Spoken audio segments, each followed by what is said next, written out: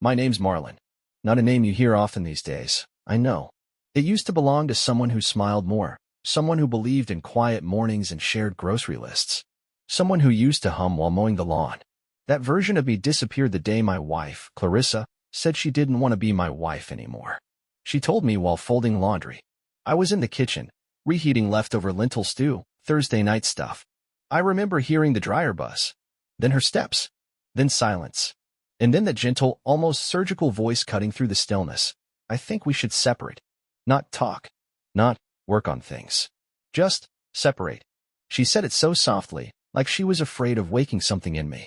But I didn't yell. Didn't ask why.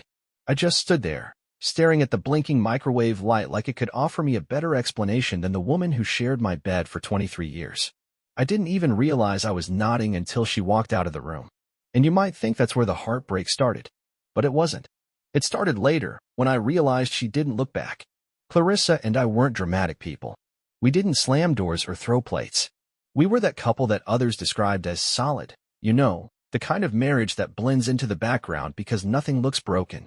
But maybe that's the problem. Maybe she mistook peace for boredom. Or maybe I was just too invisible for too long. What hurts most isn't that she left. It's that she planned it. I saw it in the small things. Once I knew to look, the extra effort she put into her outfits when going out with coworkers, the way she stopped asking me about my day, the new passwords on her phone. The little kindnesses that used to be automatic between us slowly disappeared, one by one. 1,000 tiny goodbyes I ignored.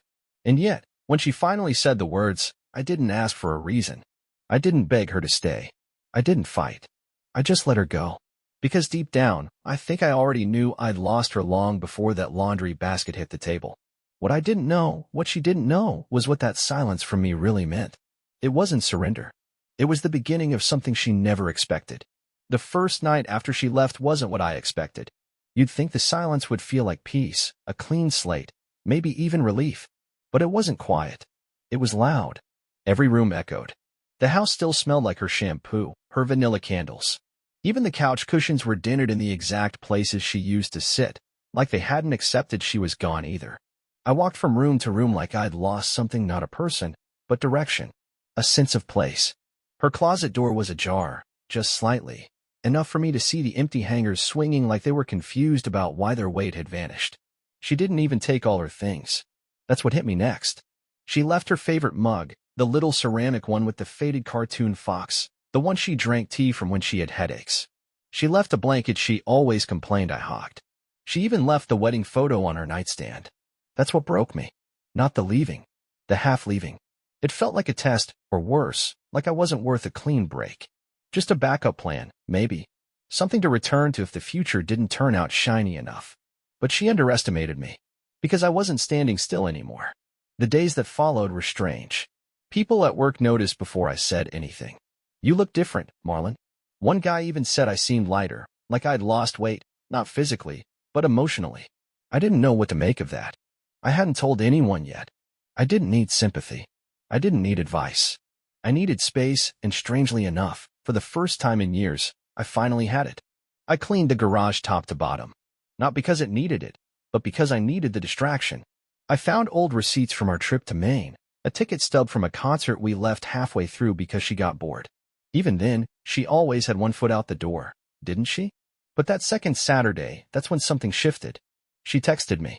Not a paragraph. Not an explanation. Just one line. Did you eat? 3 words. As if we were still married. As if that was her role, to ask, to care. But it rang hollow. Like someone trying to keep a conversation going with a stranger they used to love. I stared at the message for 10 minutes and didn't reply. Not because I was angry, but because I was finally realizing how long I'd been living on scraps of affection. She didn't follow up. That night, I sat on the back porch with a cup of black coffee and no intention to sleep. The stars were out, real stars, not the kind you forget exist when you've been staring at a phone screen in bed next to someone who doesn't touch you anymore. I listened to the crickets, to the wind shifting through the trees, and for the first time in years, I didn't feel invisible. You see, I used to think losing her would destroy me.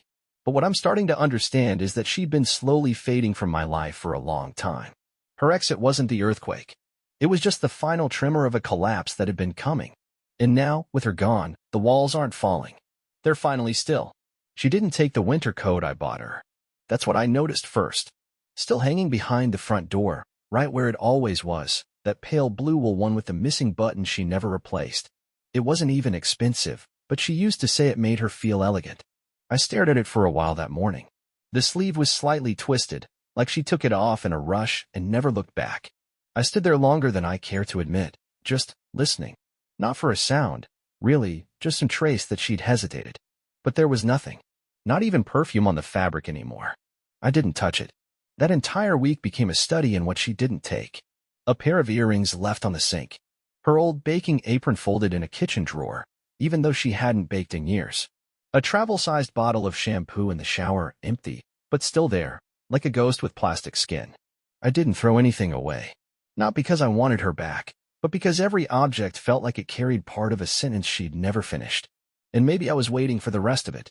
People kept telling me I was handling it well, that I seemed calm. Even my sister said I looked clear-headed. Funny thing is, I wasn't. Not really. I was just quiet. I was walking through the wreckage with my hands in my pockets, stepping over what was left of my marriage like I was afraid to make a sound. But inside, I wasn't broken. I was adjusting, learning how to breathe again in a house that felt both too large and suddenly unfamiliar. Like someone repainted the walls while I slept. I think the loneliness hit hardest in the small, invisible ways. Like reaching for a second coffee mug and realizing you don't need it. Or walking out of the grocery store and instinctively turning your head, expecting to see her already unlocking the car, only to remember she's not there. And she won't be. But that kind of loneliness doesn't hurt the way you think it will. It doesn't stab. It dissolves. Slowly. You start to forget what it felt like to be asked how your day was. You forget the sound of your own voice saying, "I love you," without hesitation. It all fades like breath on a mirror. And what's left behind? Something like silence, but deeper, heavier. And yet, somewhere in all of that, I was beginning to feel light. Not happy, not hopeful, but unburdened. I didn't realize how much of myself I'd been shelving for her comfort. How many conversations I didn't start because she looked tired. How many jokes I swallowed because she didn't laugh at the last one. How many times I agreed just to avoid the rolling eyes or the flat, irritated sigh. And now, for the first time in over 2 decades, I was waking up and not having to explain my moods. Not having to perform. Not having to shrink. She had left thinking I would crumble. I know that now. That she expected resistance, maybe even begging. Maybe a tearful, "Please don't go." But instead, all she got was a nod and a half-empty house she assumed she could revisit later if things didn't go the way she imagined. But the thing about empty spaces? They fill. Sometimes with light. Sometimes with truth. And sometimes with a version of yourself you thought you'd lost long ago. I was still grieving. Of course I was. But it wasn't her I missed. It was me. Something shifted in the air a few days later. Not outside. Not in the weather. In me. I couldn't explain it at the time, and maybe I still can't. But I remember standing barefoot on the hardwood floor, staring out the window, coffee cooling in my hand, and realizing I hadn't thought about her face all morning. Not in the shower. Not while feeding the dog. Not even when I passed the framed photo on the hallway wall, the one I always used to glance at instinctively, almost like a checkpoint. It was like my body had stopped checking if she was still in the room. I didn't take the photo down, but I didn't look at it either. Instead, I walked into the garage where I hadn't stepped in months. It smelled like old paint and dust and faint motor oil, the scent of things left unfinished. I pulled the string for the light. It buzzed for a second, then flickered on. There, behind a stack of unopened boxes, was the canvas. One I bought years ago, back when I thought I might try painting. I never opened it. Not because I didn't have time, that was the lie I told myself. The truth? She thought it was silly. Called it, your little art fantasy. So I stopped wanting it. Funny how we shelf entire parts of ourselves because of one glance, one smirk, one comment delivered like it meant nothing, but it lands like a verdict. And then we live by it, quietly, until the person who said it walks away, and we're left with the empty courtroom. But this time, I dragged the canvas out. Wiped the dust. Laid it flat on the table. I didn't know what I was going to paint. I didn't care. It wasn't about making something beautiful. It was about making something at all.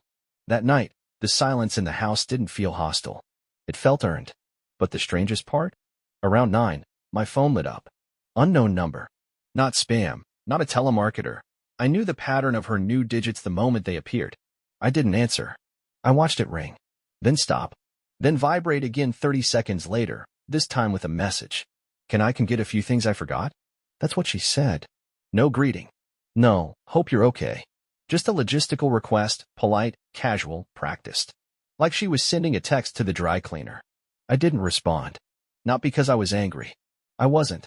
But because I no longer felt obligated to make her comfort my responsibility. An hour later, another message came in. I didn't expect you to be so okay. That one sat differently. It wasn't about the stuff anymore. It was about her confusion. She had counted on drama. Maybe even guilt. She probably expected me to unravel, to fill her inbox with questions or apologies or desperate attempts to win her back. But when none of that came, when the silence between us grew, and she realized I wasn't waiting at the door with pain in my eyes, that's when the doubt crept in. Not in me.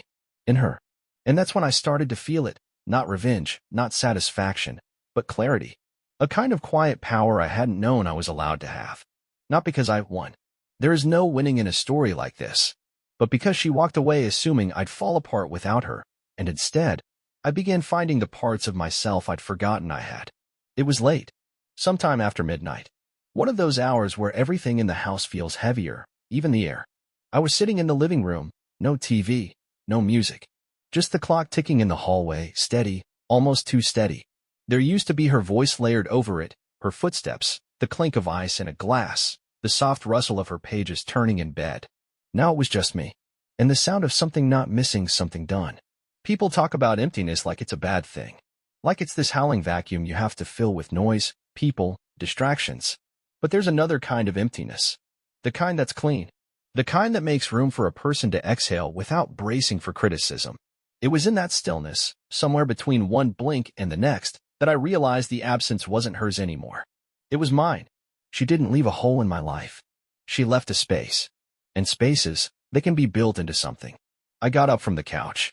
My feet moved without asking permission, like they knew where to go. I opened the hallway closet and pulled out the old quilt my mother made for us. The one Clarissa never liked, too dated, she said. She used to roll her eyes every time I brought it out in winter. I unfolded it anyway, laid it over the couch, sat back down, and just sat there, covered in something made by someone who never once made me feel small. That mattered. The next morning, I woke up early. Didn't mean to. I just did. Sunlight cutting across the wooden floor, birds doing their usual morning chaos out back. I didn't reach for my phone. I didn't check for messages. That hunger, that hope that someone might have reached out overnight, it was gone. I didn't even notice it at first. It was just quiet. And it felt okay. I made breakfast for one. Scrambled eggs, half a grapefruit, black coffee. Sat at the table instead of the couch. No distractions. Just me chewing slowly, tasting every bite. It was ridiculous how unfamiliar that felt, like I was relearning how to eat without performing. Without playing the role of husband, just being a man with a plate and an appetite and nothing to prove. She texted again later that day. A photo of a plant. No caption. Just a picture of a succulent she'd left in the kitchen window. It had grown taller. That was it. Not a joke. Not a memory. Just something alive she used to water. I stared at it for a while. Then deleted it. Not because I was bitter, but because she kept looking for ways to make herself present in a house she'd walked away from. It's strange, you know? How someone can spend years shrinking parts of you, little by little, not with cruelty, but with indifference. Until one day, the best thing they ever do for you is leave. And the most surprising thing you discover is that it didn't break you. It unwrapped you, bit by bit, quietly, without ceremony. Just enough that one morning, you catch your own reflection brushing your teeth and think, there he is. There's the man I haven't seen in a long time. And you nod to him, almost like you're apologizing for losing touch. Because deep down, he never left. He was just waiting for the noise to stop. There's a moment, and it doesn't come with warning, where the balance tips. You don't notice it right away. It doesn't announce itself. It just arrives. Quietly. You're rinsing a dish or putting a sock in the dryer and realize you haven't thought about her all day. Not her voice. Not her laughter. Not even the apology she never gave. And suddenly you're not healing anymore. You're healed. Or close enough that the scar doesn't sting when touched. That moment came sometime in April. I remember because the tulips outside had just begun to open. The same ones Clarissa used to say were her favorite. She never planted them. My sister did, years ago, before we bought the house. But Clarissa claimed them, like a lot of things. And after she left, I thought about pulling them out, a petty idea that never made it past my porch. But that morning, when they bloomed again, I just looked at them and felt nothing. Not pain, not nostalgia, just color. And then came the call. Not a text this time. Not a vague emoji or a photo of some object she'd forgotten. A real call. Her name lit up on the screen like a word I used to believe in. I didn't answer. I didn't decline it either. I just let it ring, watching each vibration as if the phone might say something she couldn't. She called again 3 hours later. Then again the next day. Eventually, she left a voicemail. Her voice sounded different. Slower. Like she was choosing her words from a shelf that used to be fully stocked but had been picked over too many times. She asked if I was okay. Said she drove by the house and noticed I'd painted the front steps. I had. A deep slate gray. She always hated that color. She mentioned the porch light, how it had a new bulb. Asked about the dog. Then she paused, and for a moment, all that was left was breathing. And then, quietly, she asked if I was seeing anyone. I didn't call back. Not because I wanted her to suffer. Not out of pride. But because I had no answer for her that wouldn't feel like a door slamming shut. She had made her choice. Not just the day she left, but long before, when she stopped listening.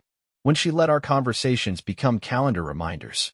When she began editing herself less and correcting me more. She'd been emotionally clocking out for years. I was just the last one to notice. And now, hearing her voice again, hesitant and unsure, I didn't feel bitter. I felt untethered. Like I was finally standing on ground that wasn't shifting beneath me. Later that week, she emailed. It was longer than I expected. No subject line. Just a flood of paragraphs, written late at night judging by the timestamp. She said she missed the smell of my coffee in the mornings. Said she couldn't sleep with silence anymore. Not the kind I used to offer, but the kind that answers back with nothing. Said the man she thought she'd start over with had turned out to be charming only when things were easy. That he had no patience for stillness. No curiosity for real conversation. That he didn't ask about her dreams. And in one sentence, just one, she said something I didn't expect. You made me feel safe, and I mistook that for boring. I didn't reply. Because I wasn't that man anymore. I wasn't the soft rug she could walk back over. I wasn't a safe place waiting with the porch light on. She had driven away from all of that. Tail lights glowing with confidence, convinced she'd find something better. And now she was circling back, only to realize that I wasn't waiting in the driveway anymore. She hadn't just lost a husband. She'd lost a version of herself that only existed when I was loving her. And that was never coming back. The sound that morning wasn't anything special. Just birds. Somewhere across the street, a car started and paused twice, like it was deciding if it really needed to leave. Light pushed in through the curtains the way it always did, painting the wall in that muted gold no one ever mentions in conversations about favorite colors. There was dust in the air, caught mid-float, dancing in that way only morning can catch. That was it, the whole moment. No text. No news. No change. But I felt it. I was done carrying her name around like a bruise I'd gotten used to pressing. There was a pair of her earrings still in the drawer near the sink. Not valuable ones. Just those small, matte metal ones she always wore with turtlenecks. I don't know why I never tossed them out before. Maybe I was waiting for her to come for them. Or maybe, in some unconscious part of me, I was keeping a breadcrumb trail back to a past that no longer fit. But today, without fanfare, I took them out of the drawer, walked them to the trash, and dropped them in. Not because I was angry. Because I wasn't hers anymore. And that, I think, was the real twist, the one she never expected. She imagined I'd grieve like she was a home that burned down. But I hadn't lost a home. I just walked out of a room where I was no longer welcome. And now the hallway ahead wasn't dark. It was open. Wide open. No map. No walls. Just air. I went to the hardware store that afternoon. No real reason. I didn't need anything urgent. But the guy behind the counter asked if I needed help, and I found myself talking about replacing some cabinet handles, something I'd been putting off for months. We ended up talking about finishes, grips, design.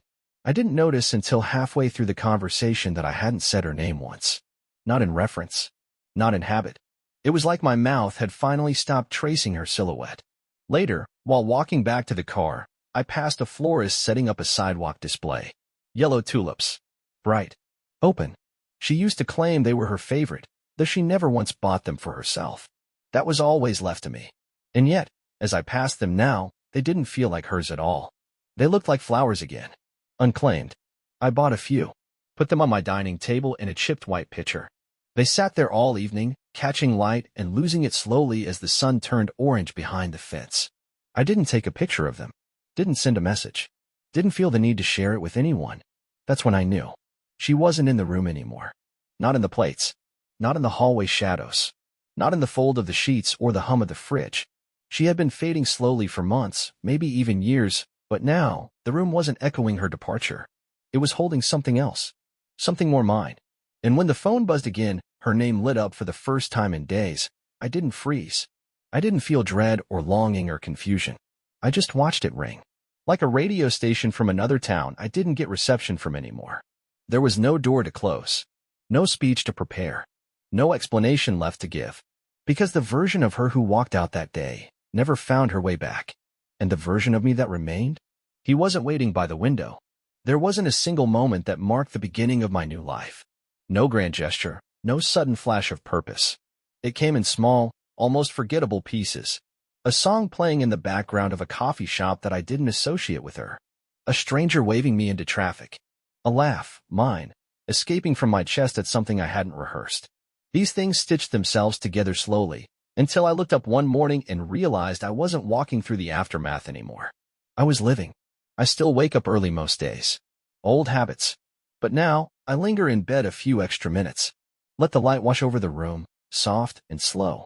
I read again, not to escape, but to be still. I cook for myself and take my time doing it. I've started to walk to the bookstore on Saturdays, not because I need anything, but because I like the way the owner talks about paperbacks like they're people with histories. There's a woman there. She works in the back, cataloging used titles.